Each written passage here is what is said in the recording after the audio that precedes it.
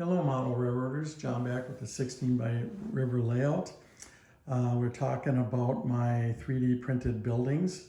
As you can see here, I've got quite a few. I've done a lot of work, and this isn't all of them. I gave a few to my friends for Christmas and some things like that, and I got a few that are already kind of just put away in boxes because I'm kind of running out of space. You'll notice that little guy over there. That is an N-scale building, kind of similar to the ones you see here.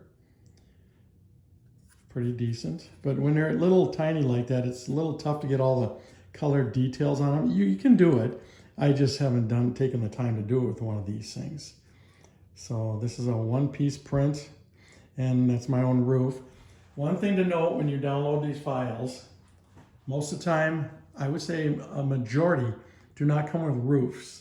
And the other thing I find, not a lot of them have backs on them. They have a wall, but there's no windows, no doors, no nothing. Because and on the sides, these buildings are typically made to kind of crunch together on a city block. And if you've gone to an old city, town, whatever, you'll notice you go down their main strip, all the buildings are crunched together like this. So they usually don't have side windows. I know in places like New York and stuff like that, some of the windows buildings have side windows. You look outside and you're just looking at a cement wall or brick wall, whatever. But so I leave the sides pretty much the way they are. In most cases, the backs I have to manipulate every single one of these. Every one of these has been changed from what I downloaded.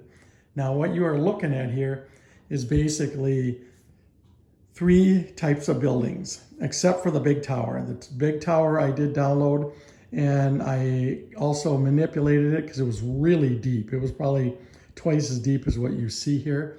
I made it shorter so it fits in a smaller space.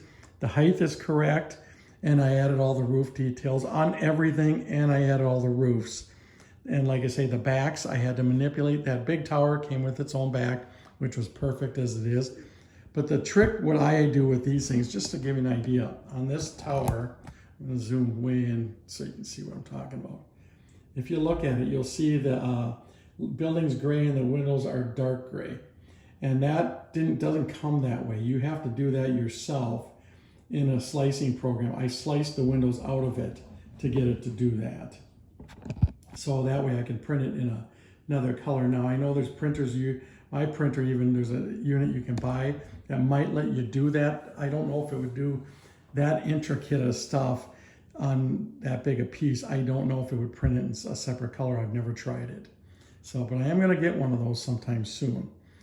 But that's what I do. And every one of these buildings here came as one chunk. And I cut them apart to get all these different colors, all these windows. Everything that you see there is all been from what I've done for trimming and things like that. And like, for instance, this building here, that was an original. Made these 2 from this file, and it made these 2. This building here, that was the original file, except I did not use the lower part of it. I didn't like it. So I made my own. That one in the back there, that's the original piece that came with it. I didn't like it. It seems too flimsy to me. So I made my own different styles of those as well. And that building there, I'm going to zoom back out here. Excuse me for bumping this thing around.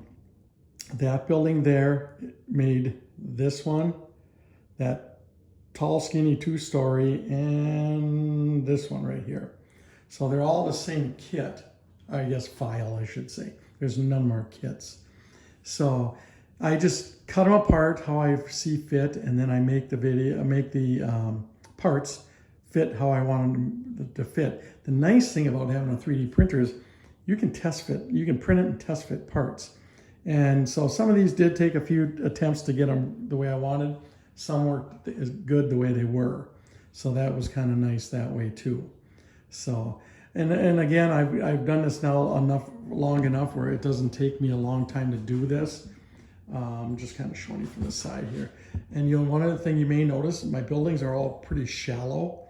And I do that so they fit on small layouts and small spaces. My little area I got out in my family room, that's a very shallow area. So if I want to use these, I'm going to have to do that as well. I'd have to use the skinny pieces. The tower, however, is too deep even still. But it might come into use someday when if I change my layout completely different. The other thing like I was saying is when I do change the backs, I add a lot of details. I put electrical power, I guess you'd call them the power meters and stuff like that, and power boxes and stuff on the backs. It's just, them are little details that you can find and you can download them. But a lot of that stuff also is really easy just to make on your own. So, and as far as all these, I have done a lot of redoing of things myself, just to make it different. Starting with the colors, my colors. I really spent a lot of time kind of looking around at different things, trying to find the right colors. I've got 5 different colors here of plastic that I've downloaded. And I think a good majority of these buildings were back in the day, well, actually none of these existed, probably. But not that I know of anyways. I shouldn't say that none of them have, but not that I know of. But the coloring of these old buildings are always in the tans, browns, reds, and gray colors. So typically, you might find some weird blue ones and white ones. I have made some white buildings. I didn't like them, so you don't see them. And like I mentioned earlier, I have given away several of these to friends of mine who are into trains. I gave some Christmas gifts out of some of these buildings. So I made quite a bit more than this even. So, but I'm gonna probably start making, I'm sure at least 1 to 3 a week of these things over the next probably 3-4 months. And the nice thing is I can be working on the train layout while this stuff is printing.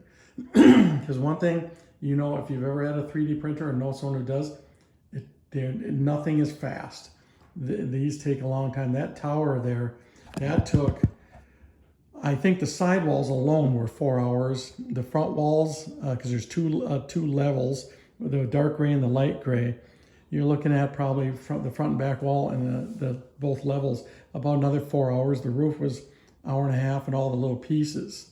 And then there's other details in the back you'll see pictures of. All that stuff took time. You're looking at about 12 hours, I'd say, printing that thing. And most of these other little buildings, they're not, of course, as long because there's not as much material there. But the more detailed things are, the longer they take to print. So, but believe it or not, these little tiny N scales, these little buggers take quite a bit of time just because they're so tiny and there's so much detail in a small space. Now, this one would look better if I used shiny filament, and now I've learned to buy matte filament. Makes a big difference. You want to have the shine. Now, you can hit this with dull coat, and that would knock it down. I've done that a few times. So, but on all these now, you can, if you notice, they're all kind of matte colored. They're very flat. If you try and get in there, see if I can zoom in really close and you can see. Like, you can see how flat that is. Sorry, like it's a little blurry. Even the gray there, that's a matte color. So I'm going to try and zoom this back out now so we can see. There we go. So that's kind of I found a trick, or just a tip. You try and use matte filaments versus a shiny. And sometimes the matte ones are more expensive. The filaments range anywhere from, I've gotten them as cheap as 13 bucks. Not very often, but typically the cheaper ones are around 17 to 18, and the better ones are around 22 to 24. I don't know if there's a difference. I've used all kinds, and they still all seem to print for me in the same, so I don't really notice anything other than the shiny and the matte. So that's the only issue I have with that. Other than that, I really just wanted to show you guys this. I know my 3D stuff doesn't get a lot of hits and views, but I get plenty of comments, so there's obviously enough people who like to look at it and see the stuff. So I think the stuff kind of, it's a lot of fun. And I've been asked if it saves money buying kits. It's hard to say. I'd say yes, because I don't have to go to the store and shop or online and shop. But sitting there manipulating files to print, you have to look at your time. These buildings individually, material-wise, are a fraction of what buying a new building would be. Like that tall building there would be about $75 to $100 to buy a kit like that. I don't think there's any that exists like that one, but to make that building materialize, maybe 15, 16 bucks, and then several hours of labor gluing it together, because I had to put supports in that one. That one was a challenge because the walls are thin and they're flat. So it took quite a bit to hold it together. I had a lot of clamps and tape and stuff holding it together. It's dry now and very solid. But all these little buildings, that's the big trick, is you got to put them all together.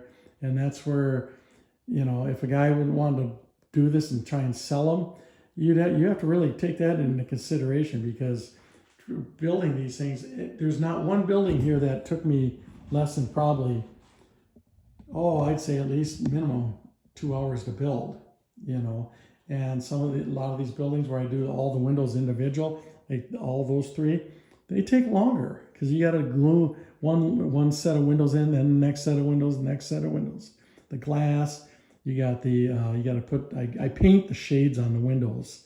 I just paint them on the inside myself. And I do all that. I put the glass in and everything and paint the window shades before I glue the walls together, because obviously it's much easier. Now some of these, this one, I think that one there and that one, they have shades in them, but it's just paper. I just taped them in with duct tape. So you can do it whatever way you want. But I find painting, it never falls out. In about a year, I could go down here and look and see that building won't have no shades in it because the tape let go. And it's just laying on the inside of it. So that's just another thing to note. So, but anyways, that's kind of what I got. And I didn't mean to run so long on this. I know it gets too long. But watch for the pictures at the end of this video, and you'll see some up-close shots of all of these. Thanks for watching.